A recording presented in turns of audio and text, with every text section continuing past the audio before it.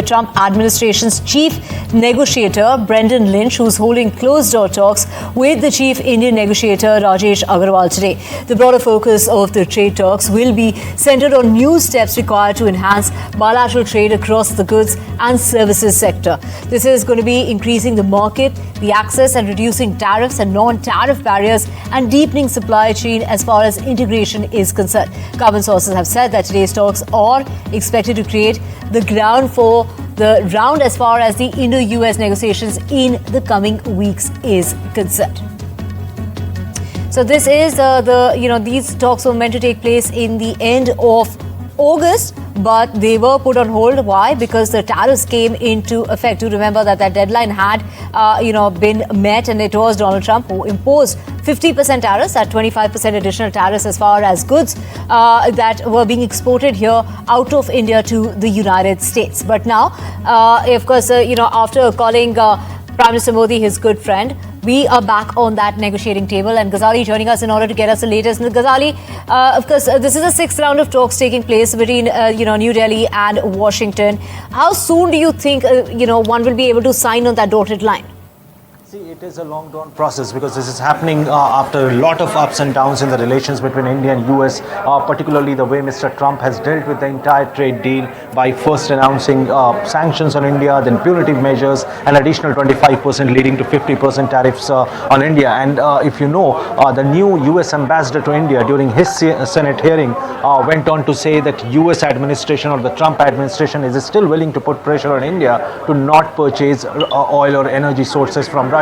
So that is still continues to be a point of contention between the two countries, whether that would also be addressed in these negotiations, because this is directly our oil purchases with Russia has been a point of contention between India and US trade talks as well. It has impacted trade talks in the past. Now, in this particular session, though not much is expected as of now, but this is a welcome move because Mr. Trump had also shown some kind of reconciliatory approach with India by softening his stand by saying that India is a great partner. So this particular round of talk just hints that India and US have resumed their negotiations on trade, but how and when this BTA will be announced, I think it will take some time before we reach to that conclusion.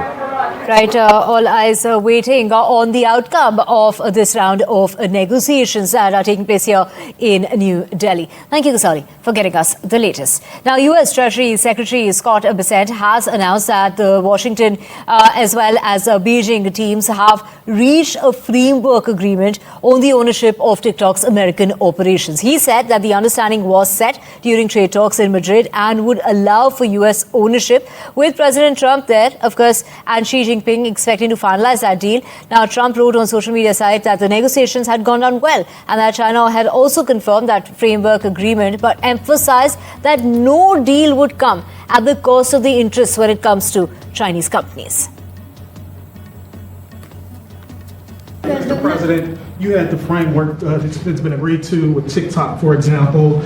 Will China continue to have a stake in the company? Well, we haven't decided that, but it looks to me, and I'm speaking to President Xi on Friday for confirmation of that, and, frankly, more importantly, a big deal.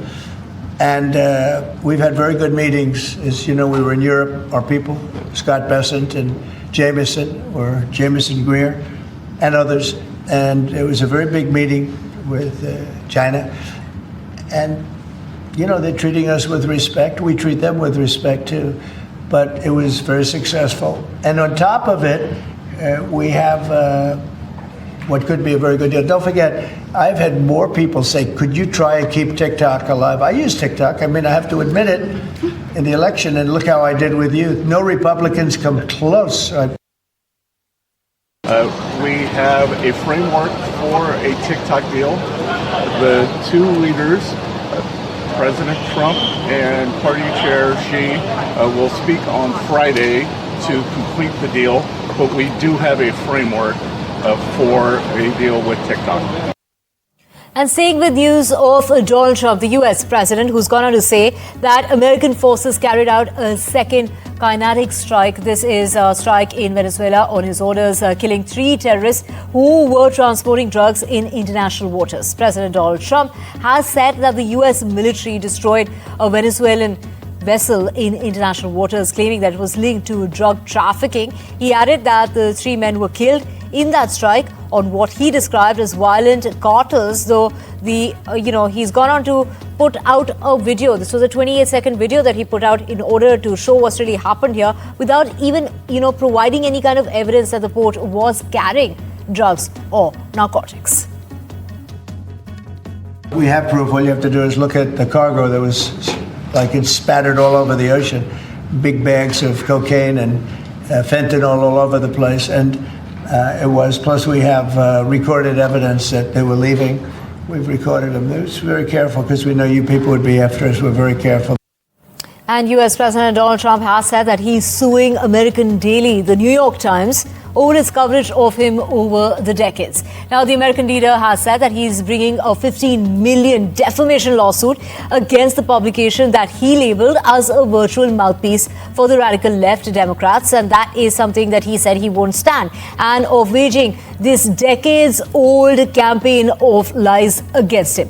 The Republican claim that the newspaper's supposed endorsement of Kamala Harris, his Democrat rival in the presidential race, is, the point at which, Donald Trump decided to make this move, which he said was placed prominently on the Daily's front page, amounted to the single largest illegal campaign contribution ever. That is the claim that is being made by Donald Trump before he went ahead and sued the New York Times.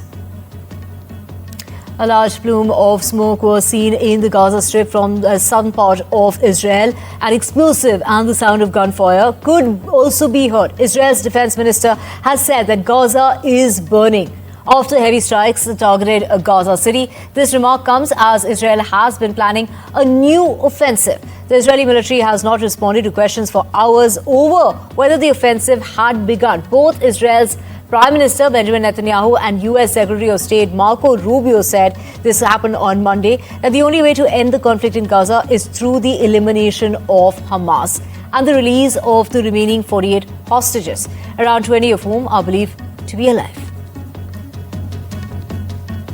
Now we have an exclusive interview with Mauritius Minister for Financial Services and Economic Planning, Dr. Jyoti Jeetun, in which she talks on a wide range of topics, from ties based on ancestry to fighting corruption. On the other hand, it's Mauritius Prime Minister who arrived in New Delhi yesterday after completing his visit to Tirupati. Let's listen in to this exclusive interview with my colleague Aditya Rajkar. I want to begin by asking you about this particular visit, a historic visit that happened and began from Varanasi, and then from the Kashi Vishwanath you moved to Ayodhya. How significant was this particular visit, and how do you see this, laying the foundation of these ties to a renewed level? Aditya, pleasure to be with you this morning. I must say that, our very special relationship with India is based on a bedrock of our ancestry. As you might be aware, some 70% of our population originally come from, parts of India, different parts of India. So the visit to, the trip to Varanasi, the state visit that started there for our Prime Minister and his delegation, epitomized that, It was the welcome from the people and the government of Varanasi was absolutely, terrific and way beyond overwhelm all of us. And Varanasi, so not only just the people, the government, but also the place in itself. The Ganga Aarti that we did on the cruise was, and all of us experienced that. We had goosebumps and we felt that very, very deep power of Ganga and the Aarti on that evening. And then, yes, next morning we went to Kashi Vishwanath and then from there to Ayodhya. And all of that, so that ancestry based on cultural values, shared language, shared history, all of that was epitomized in these 2 days with Prime Minister Narendra Modi ji coming there and his delegation, and our Prime Minister being there with his delegation.